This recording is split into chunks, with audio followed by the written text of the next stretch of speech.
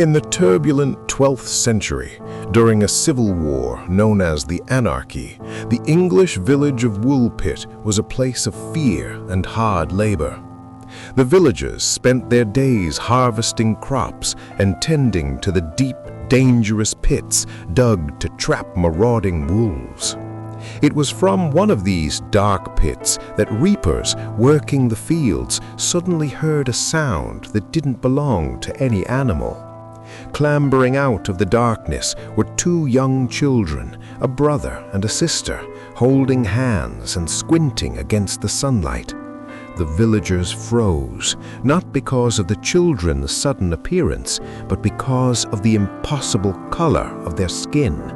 Every inch of them, from their faces to their hands, was dyed a deep, vibrant green, like leaves in spring. They spoke to each other in a language that sounded like nothing the English peasants had ever heard, full of soft, clicking sounds. Terrified but curious, the reapers took the strange orphans to the manor of Sir Richard de Cown, local landowner. At the manor, servants presented them with bread, meat, and cheese, but the children wept and refused to touch any of it. For days they starved, staring at the food with total confusion, as if they didn't recognize it as edible matter. It wasn't until villagers brought in raw broad beans, freshly cut from the garden, that the children's eyes finally lit up. They seized the stalks eagerly, but strangely, they tried to open the stems instead of the pods to find the beans. Once shown how to open the pods, they ate the raw beans voraciously, and for months this was the only thing they would eat. The boy, who was younger and weaker, became severely depressed and eventually sickened, unable to adapt to this new world. He died shortly after their arrival, taking his secrets to the grave, leaving his sister alone in a world of strangers. The girl, however, was resilient. She began to eat other foods, and slowly the green color faded from her skin. She learned to speak English and was finally able to tell Sir Richard the story of where they came from. She claimed they came from a place called St. Martin's Land, where there was no sun, only a perpetual twilight. In her home, she said, everyone was green like them, and they lived in a land of eternal dusk. She described a luminous river that separated their land from another, much brighter land that they could see but never reach. The day they vanished, they were tending to their father's cattle when they heard a loud, hypnotic sound like bells. Entranced by the music, they wandered into a cavern, walking deeper into the dark until they lost their way. When they emerged, they were blinded by the harsh light of the English sun and paralyzed by the heat. For centuries, historians have tried to decode this event, recorded by two reliable 12th century chroniclers. Ralph of Coggeshall and William of Newburgh both wrote of the event as fact, not fiction, deepening the mystery. One theory suggests the children were part of the fair folk, magical beings from a subterranean Celtic underworld. In English folklore, the color green is often associated with the dead or spirits of the forest. Was St. Martin's Land actually a reference to a fairy realm that exists just parallel to our own reality? However, most modern historians lean towards a tragic human explanation rooted in the violence of the era. During the 12th century, Flemish immigrants were persecuted and slaughtered in the Battle of Fornham near Woolpit. It is possible the children were Flemish refugees, orphaned by the battle and fleeing into the dense Thetford forest. Living in the deep woods with little sunlight could explain their reference to a land of twilight. The strange language they spoke was likely Flemish, which would sound like gibberish to isolated English villagers. But what about the green skin?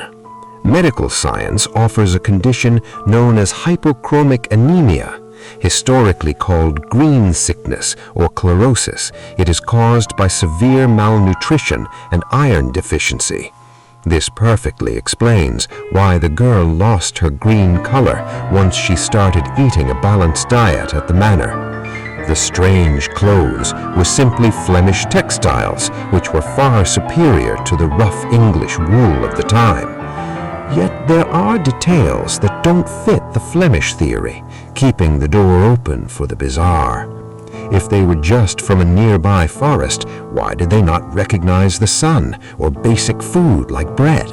And why did the girl insist, even years later as an adult, that her homeland had no sun? This led astronomer Duncan Lunan to a wild science fiction theory in the 1990s. He suggested the children were extraterrestrials, accidentally transported from a planet in synchronous rotation. On such a planet, the sun would sit fixed on the horizon, creating the eternal twilight the girl described.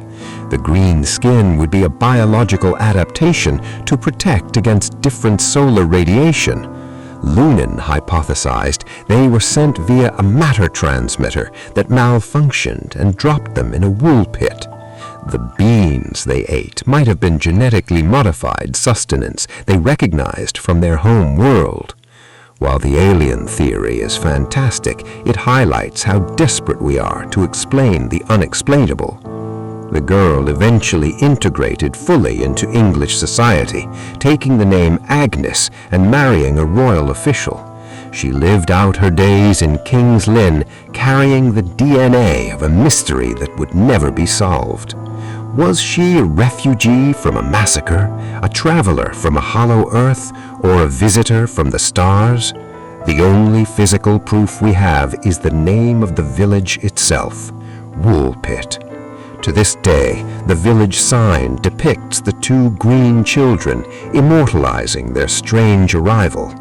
The wool pits are long gone, filled in by time and soil, burying the truth forever. But if you listen closely in the English twilight, you might still hear the faint sound of bells, a reminder that our world might be thinner than we think, with other realities pressing against the glass. The green children appeared from nowhere, and in a way, they never truly left. They remained the most colorful ghosts in history, waiting for us to understand who they really were. And perhaps somewhere in a land of eternal twilight, a family is still waiting for them to come home. This is the story of Woolpit, where the impossible became history.